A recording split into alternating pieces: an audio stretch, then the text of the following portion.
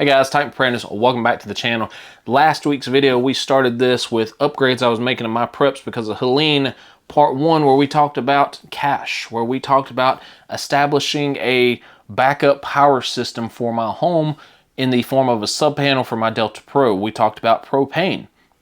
We also talked about communication. So today's video, we are discussing 5 more upgrades that I'm making because of Hurricane Helene. So let's start this video off with number 6. Okay, number 1 on this video, which is metal gas cans. So when the storm hit, I went to my dad's house with 2 5-gallon plastic gas cans full of fuel. He calls me up the next day. He says, hey, how much gas did you bring me? I said, 2 5 gallons, 10 gallons in total. He said, yeah, not so much. What do you mean, good sir? He said, I put one of the 5 gallons in my generator. He said, and I went to go put the other one in, and it's bone dry.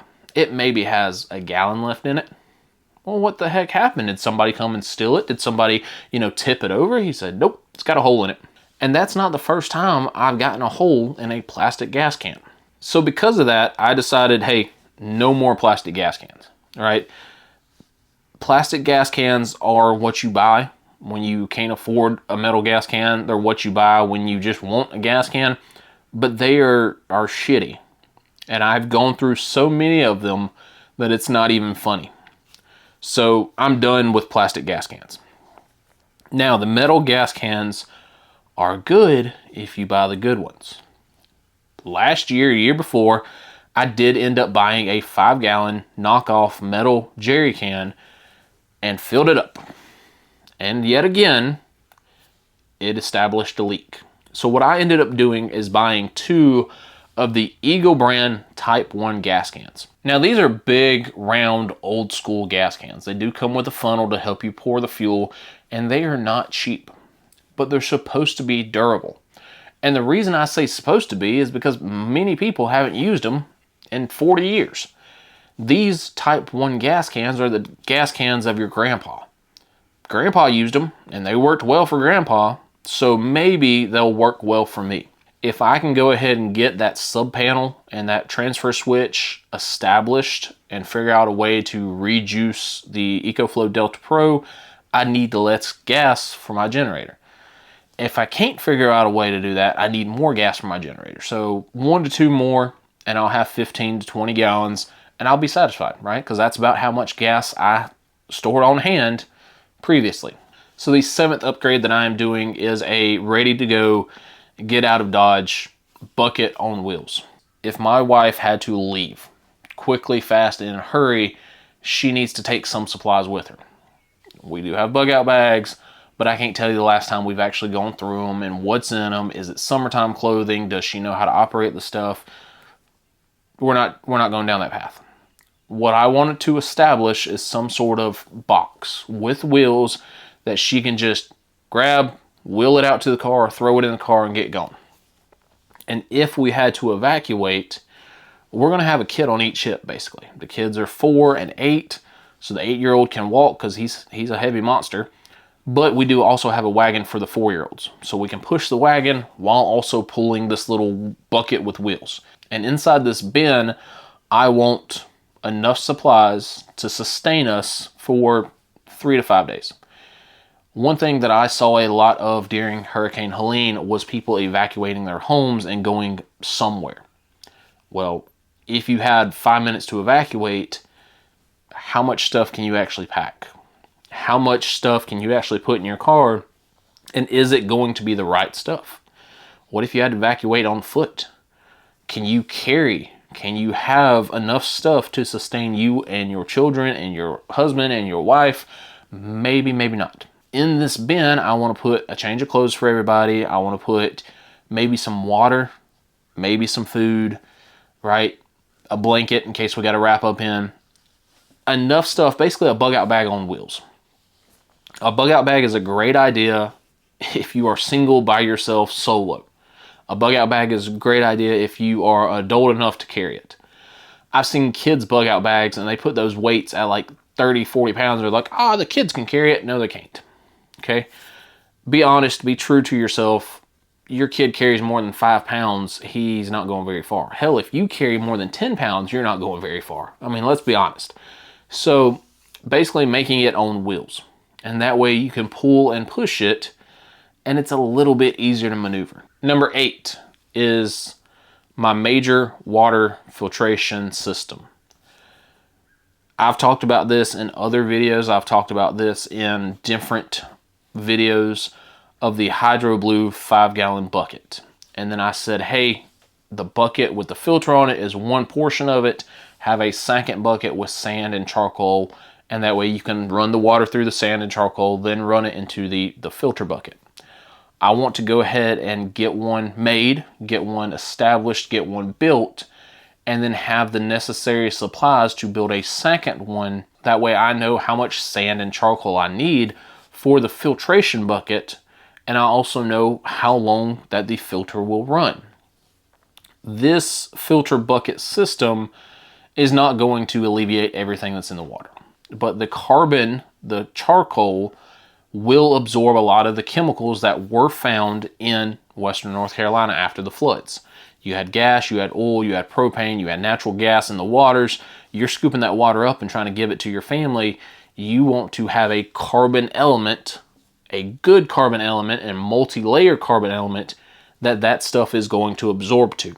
I have talked about having a system like this, and I've talked about it in multiple videos, but I've never actually built one myself. How's it going to work? How fast is the water going to run through it? Is it going to be clean enough that I'm not going to have oil and grease and all who knows what in the water when it comes out?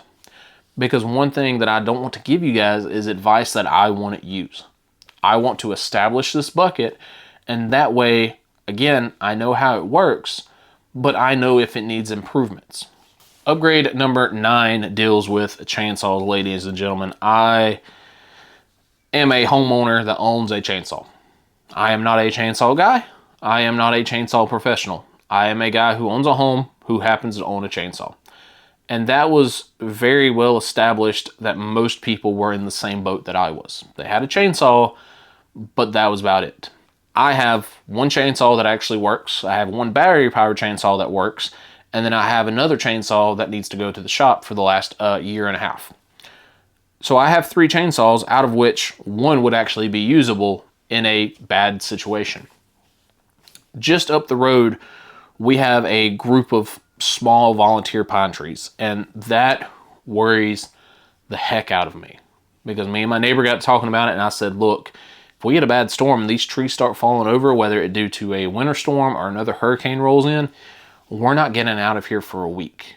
Because it's not that they're big, it's that they're so small and there's so many of them that you're going to have to cut through 15, 20, 30 trees just to get one row, right? And then you have to go to the other side and cut through 15 to 20 trees just to go through another row, and then you have to pull all that stuff out. I am not prepared to cut more than about 3 or 4 trees. Now, can my chain do it? Yeah, a fresh chain, it can go through a bunch of trees. But what happens when that chain goes bad? I don't have files. I don't have sharpening stones. I don't have anything. I don't have backup chains. I don't have a backup chainsaw now to get the first chainsaw unstuck. So what I want to do is get my chainsaw stuff revamped. Number 1 is fix my secondary chainsaw, get it back going, get new blades on all of my chainsaws, and have backup chains for them. Get a new bar, because both of mine are 16-inch bars, so in case one bar gets pinched and ruined, I at least have a backup bar and I'm not down the entire chainsaw. And then have files, that way I learn how to sharpen them. Have at least 2 gallons worth of fuel. Have at least 2 to 3 quarts of bar oil, because you will burn through bar oil. But yeah, like many people, I am a guy who owns a chainsaw. I am not a chainsaw guy. And if you're in the same boat, ask yourself, how much chain work can you actually do with what you have? For me, it's not a lot. And the 10th upgrade that I want to make is showers. Now, currently right now, if the power goes out, we have a hot water heater that uses the 240 electrical system like most people. We have hot water until that thing goes out. What happens when it goes out? Well, you're taking a cold shower if the water being pumped into the house actually works. If it doesn't, then what, right? So what I want to do is get a tankless hot water heater. And the reason I want a tankless hot water heater is, number one, I already have the propane for it. But number two, you can plug that bad boy up to any normal generator, to any normal 120, and it runs. Because all the tankless hot water is doing is using the fan to heat the hot water as it runs through the tank. It's using the propane to heat it, but the fan blows it, right? So as long as we have water coming from the grid and power, we can find power easily, right? Ecoflow, Delta Pro, generator, whatever the case is. I want to take a hot shower. And it's a morale thing. It is a boost of confidence thing. And especially if you're out here going multiple days, cleaning up, trying to rebuild, trying to rescue and recovery efforts, a simple 7-minute hot shower blows your mind. Now, one big problem with this idea is, what if we are not getting water from the grid? How am I going to set up a shower system if we're not getting our main water system? Now, I know for the overlanding community, they already have some stuff established for that. That way you can take a 1-pound propane cylinder or a 20-pound propane cylinder, and you can take it off the grid with you. You hook it up to this unit, to the system, you pour water into it, and it heats up the water, and now you have a warm shower. I want to find something in that way. And that way, in case, again, power goes out, we're out for multiple days, out for multiple weeks, either A, we have water coming to the house from the city where we can just hook up a tankless hot water heater, or we have an off-grid tankless hot water heater. Something, because a shower is a huge morale boost. Number one, it prevents bacteria from getting into you. It helps you get clean. It helps you feel a little bit better. It's a boost of morale. And that is a huge, huge thing when you get into situations like this, because I've watched these people on video go, you know, the first couple of days they're, okay, yeah, everything's fine, but yeah, it is a terrible situation, to bottom of the barrel, right? They're like, dude, I haven't showered in 3 weeks. I've been out here just trying to meet my neighbors, just trying to cut up stuff, and their morale is shot. So that big of a morale boost is all we need to keep people going. And if I can be the one to establish it, hey, more power, right? Because these are things that people aren't thinking about. We have people right now who don't even have food and water on a day-to-day basis. They're not thinking about, oh, how am I going to shower if the grid goes down? However, if I can go ahead and get that established, at least just for myself, let alone the neighbors, right? If I can go ahead and get that established for me and my people, then that's that much more morale boosting time that I have for me and my family. Then if I can help the neighbors out with it, hey, even better. Or just give them a bag of baby wipes and say, hey, good luck. So guys, again, we've been on a Hurricane Helene kick now for a couple weeks. This will probably be one of the final videos about Hurricane Helene, unless something major happens, unless something major occurs. But again, you're ready for the next Hurricane Helene. That's awesome. That's great. You don't have to wait for the hurricane. It's wintertime now. I'm actually shivering right now because this building's not heated. So you can use those supplies during a wintertime storm. You can use those supplies during the next power outage, right? It's not just, oh, we have to prep for hurricanes, because hurricanes hit once every 17 years. You can use them for the next snowstorm. You can be ready for the next grid going down event, whether due to a hurricane, or tornado, a earthquake, a tsunami, who knows, right? But be prepared, and then if you were affected by this situation, take a step back, be glad you survived, and say, okay, what could I have done differently? What could I have done better? What situations were worse? How can I be better prepared for the next one? And that's what these videos are all about. I've been watching a bunch of people who have done after action reports, AARs, and they said, next time I want this. Next time I'm going to do this, I'm going to do that. And that way they are better prepared for the next event. So guys, hopefully you guys enjoyed. Again, it's a lengthy video, but let me know what upgrades you guys have made due to your preps. Were you affected by Hurricane Helene, or was it just another news story? Let me know down below. That's all I got. Y'all stay safe out there. T2 out.